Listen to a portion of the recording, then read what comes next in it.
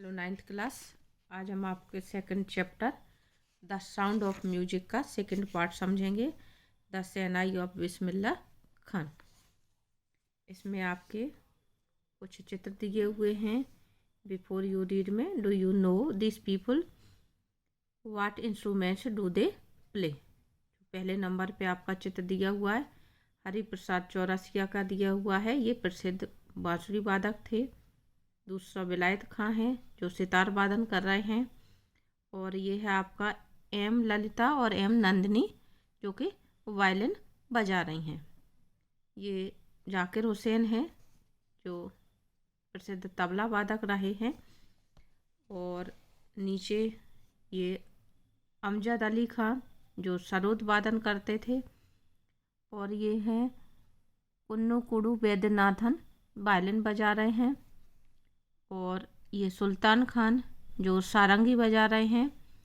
और लास्ट में है बिस्मिल्लाह खान जो शहनाई वादन कर रहे हैं। तो आज जो हमारा लेसन है ये म्यूजिक के ऊपर, द साउंड ऑफ म्यूजिक, और second chapter the shehnai of Bismillah Khan. तो इन्हीं की स्टोरी बताई जा रही है कि किस प्रकार से बिस्मिल्लाह खान इतने प्रसिद्ध हुए और जो शहनाई बजाते थे वो शहनाई का आविष्कार किस प्रकार से हुआ, ये इसमें बताया जा रहा है।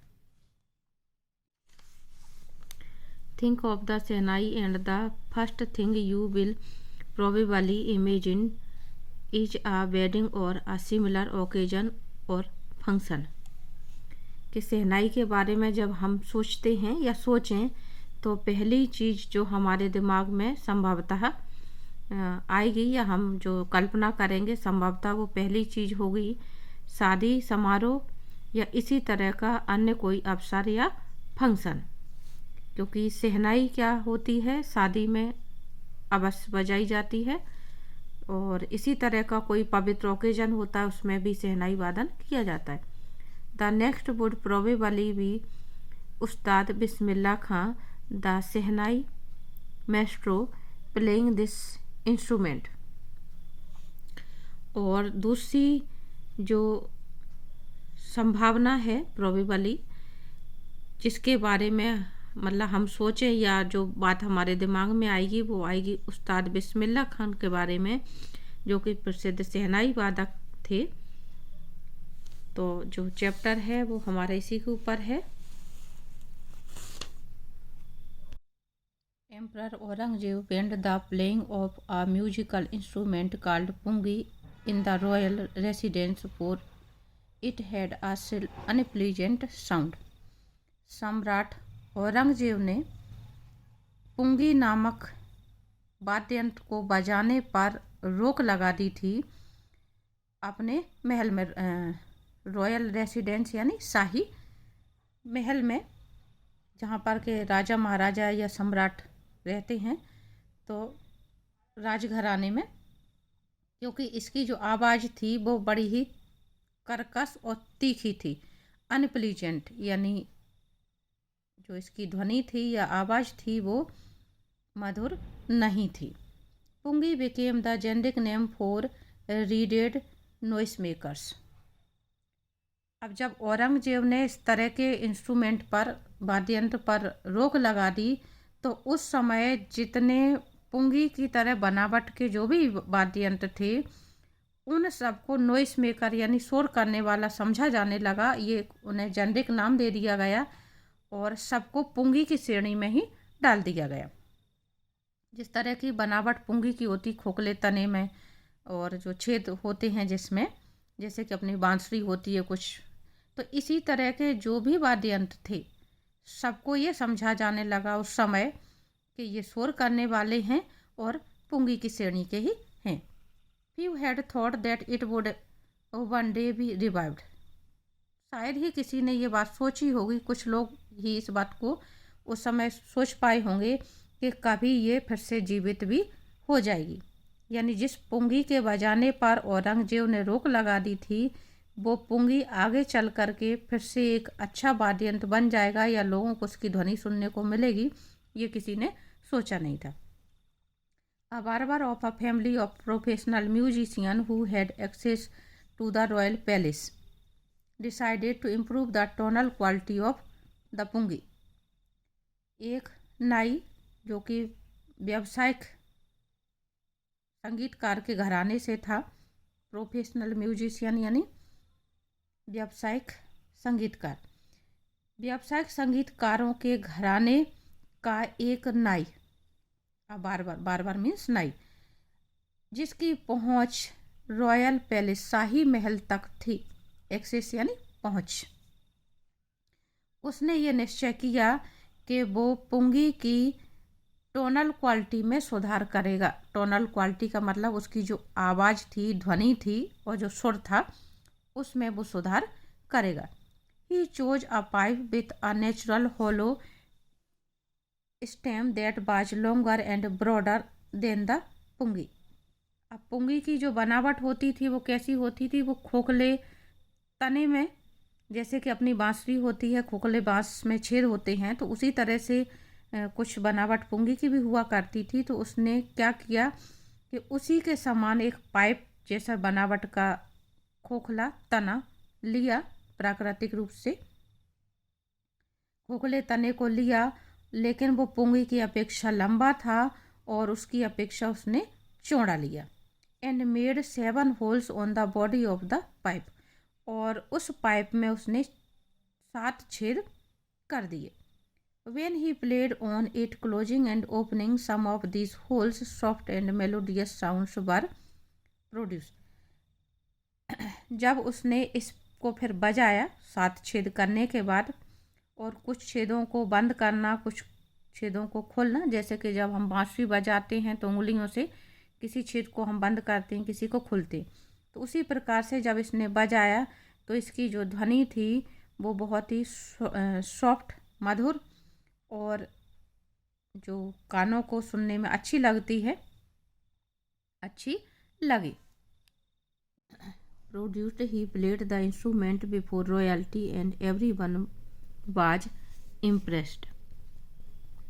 जब उन्होंने इसको नया रूप दे लिया और इस तरह से बजाया उसको, उसके जो छेद थे उन्हें खोलते हुए और बंद करते हुए, तो मधुर ध्वनि निकली। उसके बाद उन्होंने इसको शाही महल में बजाया और वहाँ इसको सुन करके सभी लोग प्रभावित हुए। इम्प्रेस्ड यानी प्रभावित होना। The instrument so different from the pungi had to be given a new name. अब ये जो वाद्य यंत्र था वो पुंगी से इतना ज़्यादा भिन्न था, बिल्कुल अलग था, इसलिए इसको एक नया नाम देना था। As the story goes, since it was first played in the shah's chambers and was played by a nai barbar, the instrument was named the shehnai. जैसा कि इसके बारे में कहानी प्रचलित है, क्योंकि इस वाद्ययंत्र को सबसे पहले शाह यानी बादशाह के कमरे में बजाया गया था, यानी बादशाह के सामने बजाया गया था, और इसको बजाने वाला नाई था, नाई ने बजाया था इसको, इसलिए इस वाद्ययंत्र का नाम शहनाई रखा गया या पड़ गया। शहनाई, शाह और नाई दोनों को मिला करके शहनाई इसका नाम पड़ा। तो इस तरह से इसमें आपको ये जो स्टोरी बताई जा रही कि शहनाई का जन्म किस प्रकार से हुआ, ये पुंगी थी और ये फिर हो गई shehnai. The sound of the shehnai began to be considered auspicious. जो इसकी ध्वनि थी शहनाई की, इसका जो स्वर था वो क्या माना जाने लगा, ऑस्पिशियस यानी पवित्र या शुभ, मांगलिक माना जाने लगा। And for this reason it is still played in the temples and is an indispensable component of any North Indian wedding. और इसी कारण से, फॉर दिस रीजन, यही एक कारण है कि इसको मंदिरों में भी बजाया जाता है। आज भी मंदिरों में क्या किया जाता, जब भी कुछ शुभ अवसर होता है, कोई समारोह वगैरह होता है, तो शहनाई को मंदिरों में बजाया जाता है। और साथ में ही उत्तर भारत में जब भी शादी समारोह होते हैं तो उसका ये आवश्यक अंग है, इंडिस्पेंसेबल यानी आवश्यक अंग होना, ऑस्पिशियस यानी शुभ, और कंपोनेंट यानी अंग। In the past, the Sehnai was part of the Nowat or traditional en- ensemble of 9 instruments found at royal courts. In the past यानी प्राचीन काल में सेहनाई जो है वो नौबत यानी राज दरबार में पाए जाने वाले जो नौवाद्यंत्र के परंपरागत जो समूह हुआ करते थे उनका एक अंग मानी जाती थी। नौबत नाम है। रॉयल कोर्ट यानी राजा महाराजाओं के जो दरबार थे, बादशाह के जो दरबार हुआ करते थे, उनमें 9 वाद्ययंत्रों का जो समूह हुआ करता था उनमें सेहनाई भी एक अंग थी। Till recently it was used only in temples and weddings. लेकिन अभी भी, तब से लेके अभी तक, रिसेंटली इसको क्या किया जाता है, शादियों में और मंदिरों में प्रयोग किया जाता है यानी बजाया जाता है। द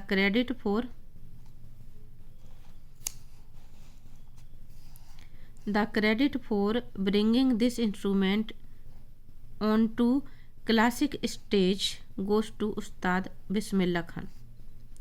और इसको जो क्लासिकल यानी शास्त्रीय मंच पर लाने का श्रेय है वो उस्ताद बिस्मिल्लाह खान को जाता है। यानी सेहनाई वादन को पहले शास्त्रीय संगीत का अंग नहीं माना जाता था और इसको शास्त्रीय संगीत का अंग कौन ने बनाया? उस्ताद बिस्मिल्लाह खान ने बनाया। अब यहाँ से आपके उस्ताद बिस्मिल्लाह खान की कहानी प्रारंभ होती है। As a 5-year-old, Bismillah Khan played gilli danda near a pond in the ancient state of Dumraon in Bihar. 5 वर्ष की उम्र में बिस्मिल्लाह खान डुमरांव स्टेट यानी जो जागीर थी, डुमरांव की प्राचीन जागीर थी, उसके किनारे नियर, उसके पास एक तालाब के किनारे गिल्ली डंडा खेलने जाया करते थे। He would regularly go to the nearby Bihari ji temple to sing the Bhojpuri chaita. और ये नियमित रूप से, ही वुड रेगुलरली, वो नियमित रूप से पास में ही बिहारी जी के मंदिर में भोजपुरी चेता गाने के लिए भी जाया करते थे। Eight the end of which, जो मंदिर जाते थे भोजपुरी चेता गाने के लिए, उसके अंत में यानी चेता गाने के अंत में, which he would earn a big laddoo weighing 1.25 kg a prize given by the local maharaja. अंत में, चेता गाने के अंत में प्राइज यानी इनाम या पुरस्कार स्वरूप वहाँ के महाराजा, लोकल महाराजा के द्वारा 1.25 किलो का लड्डू प्रसाद के रूप में या पारितोषिक के रूप में उनको दिया जाता था, प्राइज के रूप में दिया जाता था। ये चेता गाते थे, उसके बदले में उनको 1.25 किलो वजन का लड्डू मिलता था। This happened 80 years ago। ये सब कुछ कब होता था? ये 80 वर्ष पहले होता था, जब वो बिस्मिल्लाह खां 5 वर्ष के थे। उस समय की ये बात कही जा रही है कि वो लड्डू प्राप्त करने के लिए भोजपुरी उसमें चेता बिहारी जी के मंदिर में गाया करते थे। And the little boy was travelled far to earn the highest civilian award in India, the Bharat Ratna. और इस प्रकार से, यानी कि ये सब कुछ 80 वर्ष पहले होता था और इस छोटे से लड़के ने भारत का सर्वोच्च नागरिक सम्मान भारत रत्न प्राप्त करने के लिए बहुत लंबी यात्रा तय की। सिविलियन अवार्ड यानी सर्वोच्च, हाईएस्ट, सर्वोच्च पुरस्कार, हाईएस्ट यानी सर्वोच्च, सिविलियन यानी नागरिक और अवार्ड यानी पुरस्कार। भारत रत्न दिया गया था इन्हें 80 वर्ष की उम्र में। तो वो बात यहाँ पे बताई जा रही है कि इस तरह से उन्होंने अपना जो सफ़र था पुरस्कार प्राप्त करने का कहाँ से शुरू किया था। 5 वर्ष की उम्र से शुरू किया था, जो कि भोजपुरी चेता गा करके प्रसाद के रूप में या इनाम के रूप में वो क्या ग्रहण करते थे, कभी 1.25 किलो लड्डू के लिए वो ये गाया करते थे। और बाद में फिर उन्हें शहनाई वादन के लिए सर्वोच्च नागरिक सम्मान भारत रत्न भी दिया गया, यानी उनका इस क्षेत्र में इतना बड़ा योगदान रहा। Born on 21 March 1916, Bismillah Khan belongs to a well-known family of musicians from Bihar. 21 मार्च 1916 को जन्मे बिस्मिल्लाह खान बिहार के जाने माने संगीतकार परिवार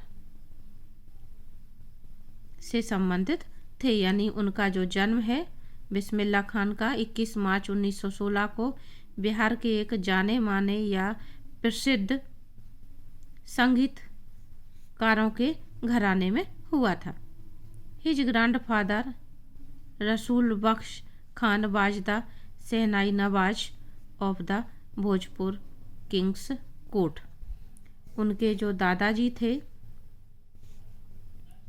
रसूल बख्श, वो भोजपुर के जो महाराज थे या भोजपुर का जो राज दरबार था वहाँ के शहनाई नवाज थे। शहनाई नवाज थे यानी शहनाई बजाते थे भोजपुर के राज दरबार में। His father Paigambar Bakhsh and other paternal ancestors were also great shehnai players. उनके पिताजी पैगंबर बख्श और उसी तरह से उनके अन्य पूर्वज पैटर्नल एंसेस्टर्स यानी पिताजी की तरफ के जो भी पूर्वज थे पैतृक घराने के, वो सबके सब क्या थे, शहनाई वादक थे, अच्छे शहनाई बजाते थे। The young boy took the music early in life. इस युवा बालक ने छोटी उम्र से ही संगीत सीखना प्रारंभ कर दिया। At the age of 3 when his mother took him to his maternal uncles house in Banaras. 3 वर्ष की आयु में जब उनकी माँ उन्हें मैटरनल अंकल यानी अपने मायके यानी बिस्मिल्लाह खां के मामा के घर लेकर के बनारस गईं। बनारस यानी जो आजकल वाराणसी के नाम से प्रसिद्ध है। Bismillah was fascinated watching his uncle practise the shehnai. Bismillah Khan ने अपने मामाओं को वहाँ पर शहनाई की प्रैक्टिस करते हुए देखा और वो उसके प्रति मोहित हो गए, आकर्षित हुए। फैसिनेटेड यानी मोहित होना या आकर्षित होना। Soon Bismillah started accompanying his uncle Ali Baksh to the Vishnu temple of Banaras where Baksh was employed to play the शहनाई। जल्दी ही बिस्मिल्लाह ने अपने मामाओं का साथ देना प्रारंभ कर दिया, यानी जो अली बख्श बनारस के विष्णु मंदिर में शहनाई बजाने के लिए नियुक्त किए गए थे, उनके साथ बिस्मिल्लाह खां भी वहां जाने लग गए।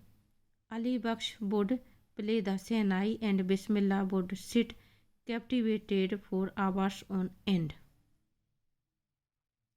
अली बख्श वहाँ पर शहनाई बजाते और बिस्मिल्लाह खां मंत्रमुग्ध होकर के घंटों तक अंत तक बैठे उस शहनाई को सुनते रहते, मंत्रमुग्ध होकर के बैठे रहते। Slowly he started getting lessons in playing the instrument. और धीरे धीरे करके फिर उन्होंने शहनाई बजाना सीखना प्रारंभ कर दिया, यानी अभ्यास करना प्रारंभ कर दिया। And would sit practising throughout the day. और वो धीरे धीरे क्या हुआ, जब उन्होंने प्रैक्टिस प्रारंभ की तो वो पूरे पूरे दिन प्रैक्टिस में लगे रहते, यानी जो उसका शहनाई का अभ्यास था वो पूरे पूरे दिन अभ्यास करते रहते। 4 years to come, the temple of Balaji and Mangala Maiya and the bank of the Ganga became the young apprentice's favorite haunts where he could practice in solitude. 4 years यानी आने वाले वर्षों में बालाजी और जो मंगला मैया के मंदिर थे और जो गंगा नदी का किनारा था, इस युवा प्रशिक्षु का मनपसंद या सर्वाधिक प्रिय स्थान बन गया था, जहां एकांत में बैठ करके वो क्या करते थे, प्रैक्टिस किया करते थे।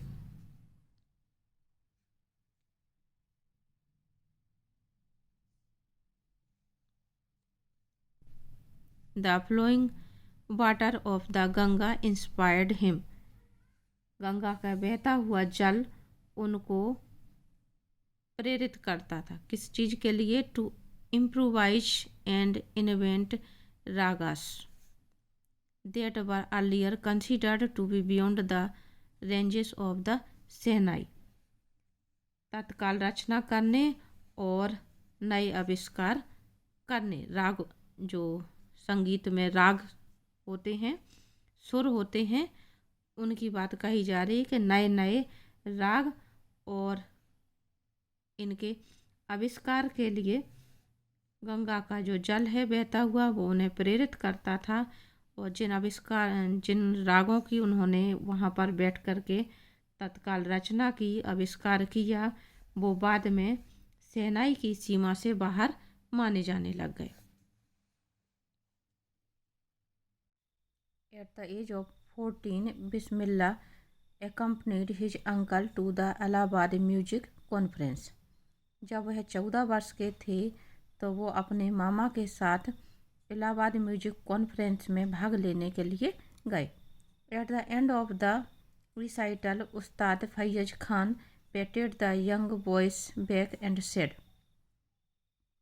और उस प्रोग्राम के अंत में उस्ताद फैयज खान ने उनकी पीठ को ठोकते हुए उनसे कहा, work hard and you shall make it, कि कठिन परिश्रम करो और तुम्हें सफलता अवश्य मिलेगी।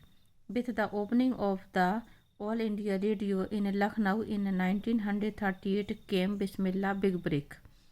और जब 1938 में लखनऊ में ऑल इंडिया रेडियो की शुरुआत की गई, प्रारंभ किया गया, तो बिस्मिल्लाह खां को बहुत बड़ा अवसर मिला।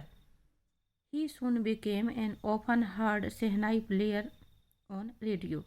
और वह उस पर, यानी रेडियो पर, लखनऊ रेडियो पर शहनाई बजाया करते थे, यानी उस रेडियो पर अक्सर शहनाई सुनने वाले व्यक्ति वह बन गए, या कहें कि वो एक फेमस शहनाई प्लेयर बन गए। यानी वहाँ से उन्हें एक बहुत बड़ा मौका मिला और वो वहाँ से प्रसिद्ध होना शुरू हो गए।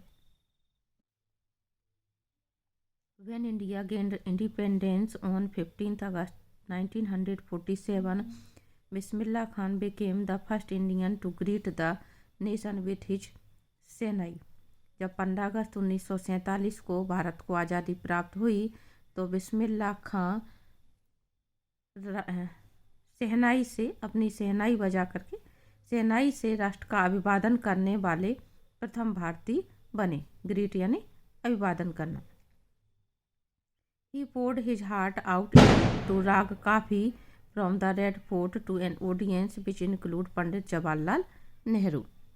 उन्होंने लाल किले से राग काफी में, जो उस समय उन्होंने प्रस्तुति दी, उसका नाम, उस समय शहनाई से जो राग की प्रस्तुति दी उसको उन्होंने बाद में जो नाम है वो राग काफी नाम दिया। इसलिए ये बात कही जा रही है कि उन्होंने लाल किले से राग काफी में अपना हृदय, पोड हिज हार्ट, यानी अपना हृदय उन श्रोताओं के समक्ष उड़ेल दिया जिनमें पंडित जवाहरलाल नेहरू भी शामिल थे।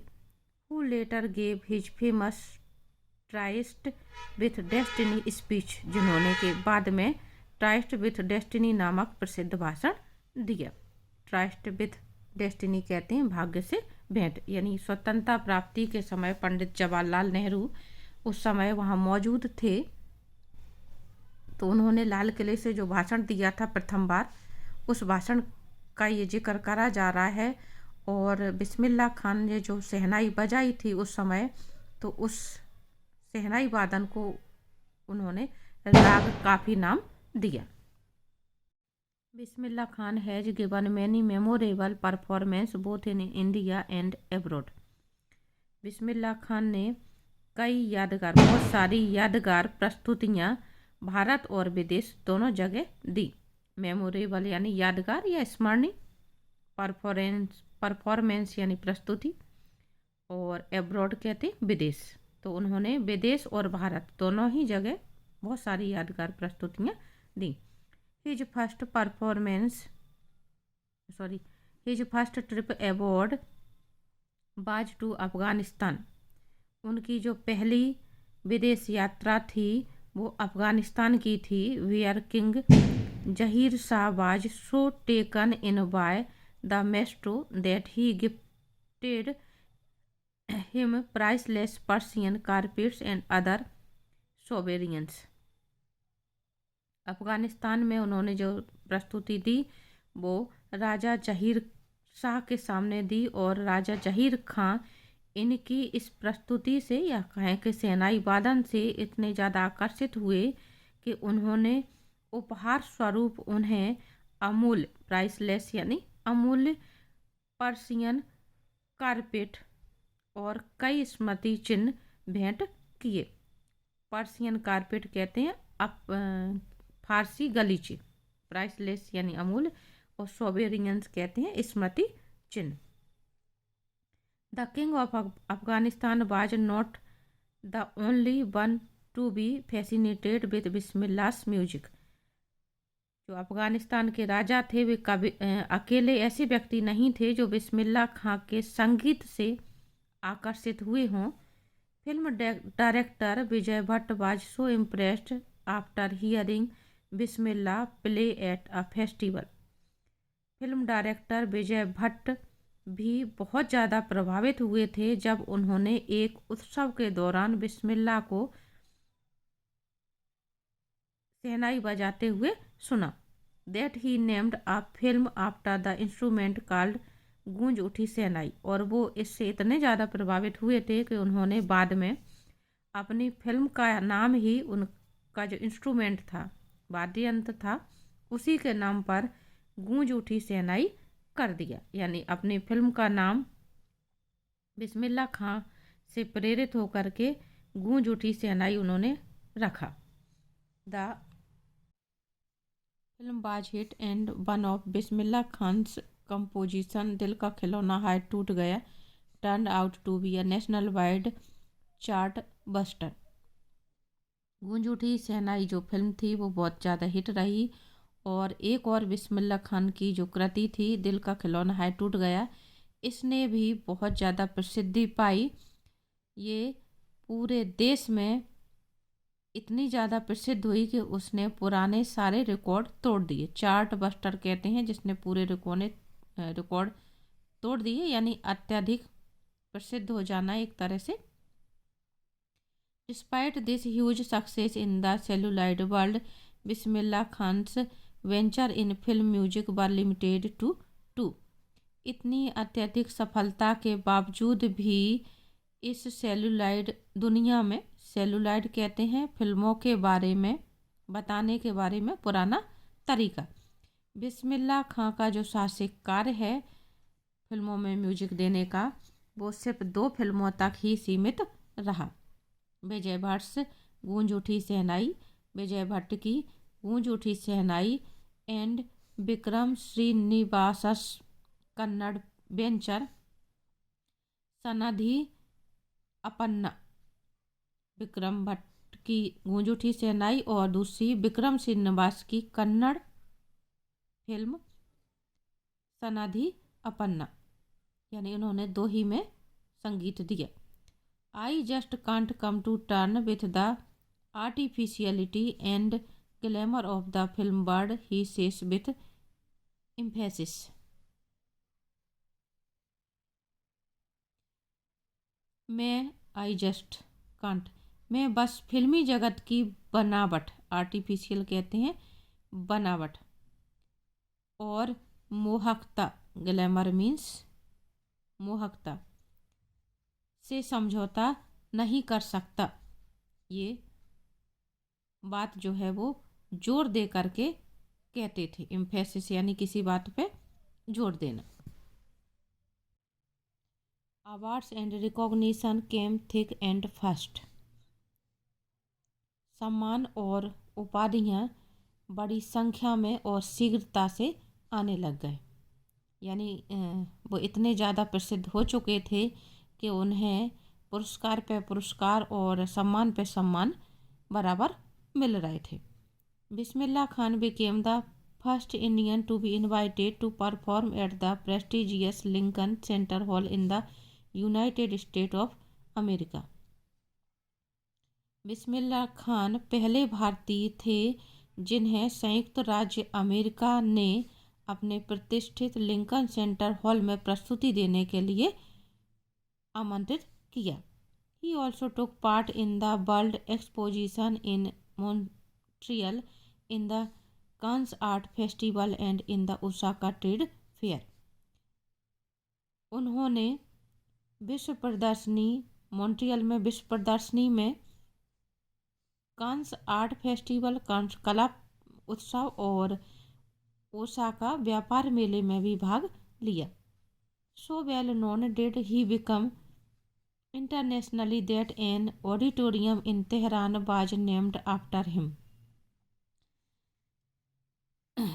वे अंतर्राष्ट्रीय रूप से इतने ज़्यादा प्रसिद्ध हो गए कि तेहरान में उनके नाम पर एक ऑडिटोरियम, ऑडिटोरियम कहते हैं सभा भवन, एक सभा भवन का नाम ही उनके ऊपर रख दिया गया।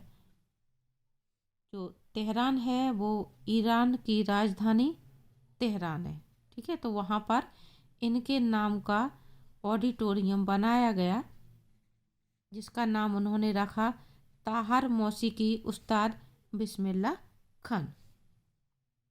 National awards like the Padmashri, the Padma Bhushan and the Padma Vibhushan were conferred on him. इसके बाद इन्हें नेशनल अवार्ड यानी राष्ट्रीय पुरस्कार या राष्ट्रीय सम्मान जो है पद्मश्री, पद्म भूषण और पद्म विभूषण से भी सम्मानित किया गया। In 2001 Ustad Bismillah Khan was awarded India's highest civilian award the Bharat Ratna. सन 2001 में उस्ताद बिस्मिल्लाह खान को भारत के सर्वोच्च नागरिक सम्मान, सिविलियन यानी नागरिक, भारत के सर्वोच्च नागरिक सम्मान भारत रत्न से सम्मानित किया गया। With the coveted award resting on his chest and his eyes glinting with rare happiness, he said. Coveted कहते हैं जिसको पाने की तीव्र इच्छा हो, बहुअभिलाषित।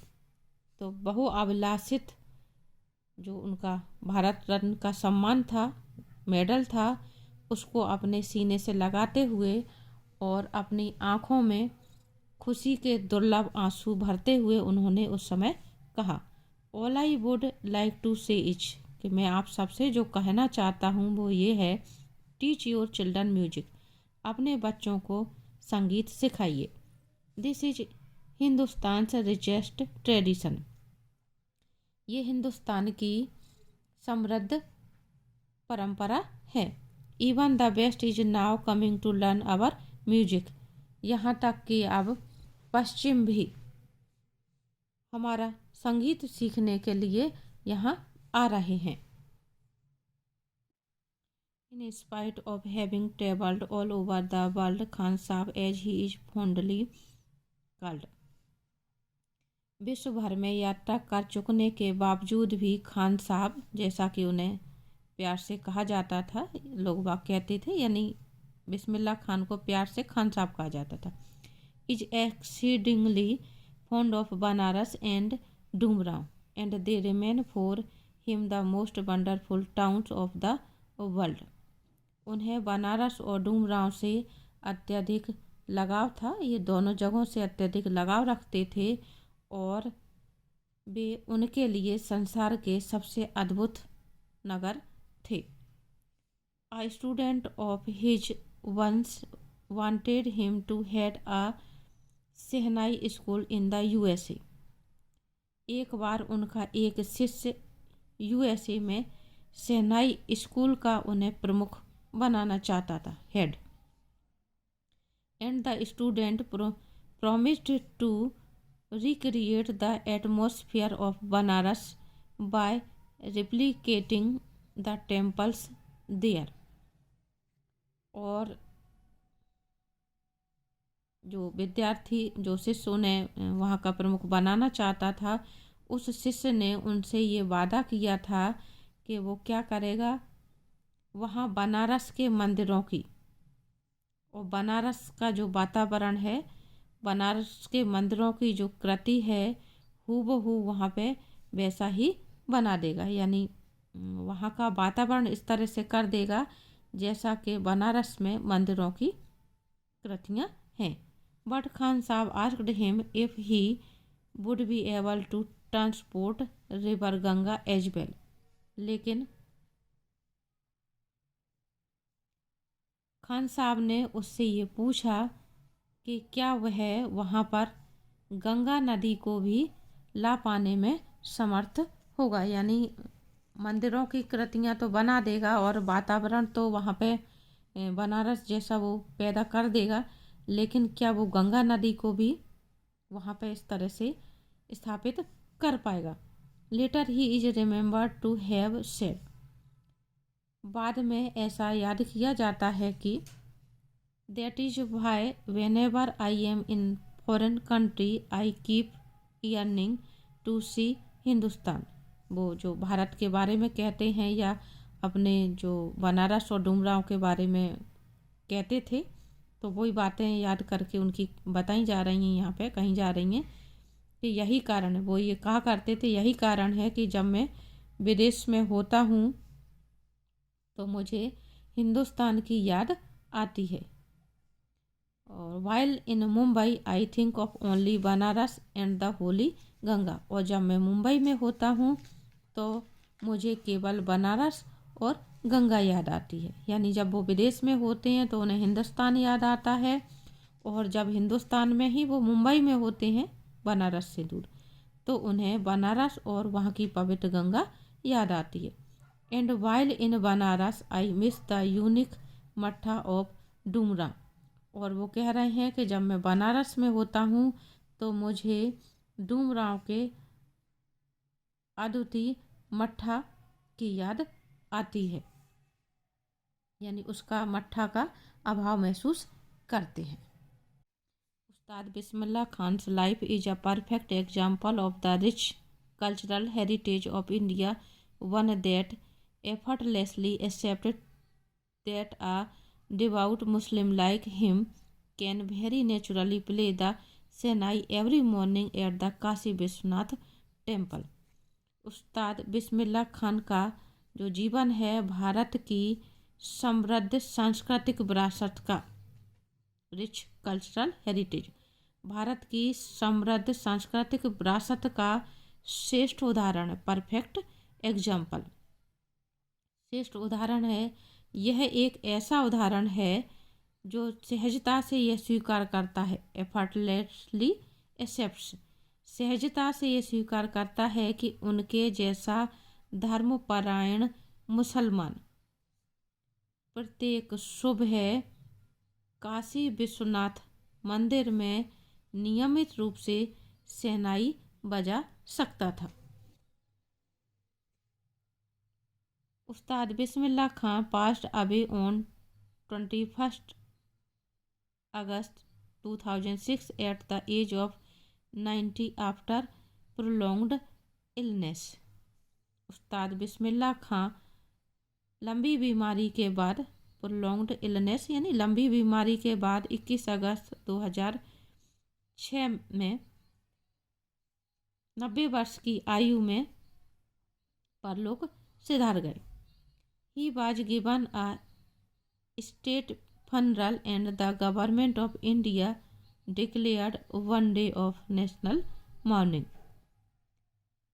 और उन्हें राजकीय सम्मान के साथ दफनाया गया। यानी उनकी जब अंत्येष्टि की गई तो उन्हें राजकीय सम्मान दिया गया, क्योंकि वो भारत रत्न, भारत पद्म भूषण, पद्म विभूषण, इस तरह से तमाम उपाधियों से सम्मानित किए गए थे। तो इसलिए उन्हें जो सम्मान दिया गया वो मरते समय भी उनको राजकीय सम्मान के साथ उनकी अंत्येष्टि की गई, और भारत सरकार ने एक दिन के लिए राजकीय शोक की भी घोषणा की।